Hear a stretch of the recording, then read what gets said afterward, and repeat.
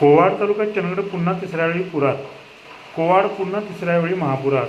सतत पडत असलेल्या मुसळधार पावसामुळे ताम्रपणी नदीला पूर आल्याने सध्या कोवाडची स्थिती अत्यंत दयनीय अशी बनलेली आहे.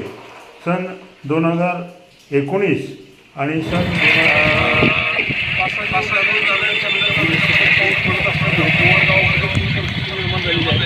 जवळजवळ 74 गाय पाण्याखाली 74 गायामध्ये पाणी शिरलेलं आहे आणि 4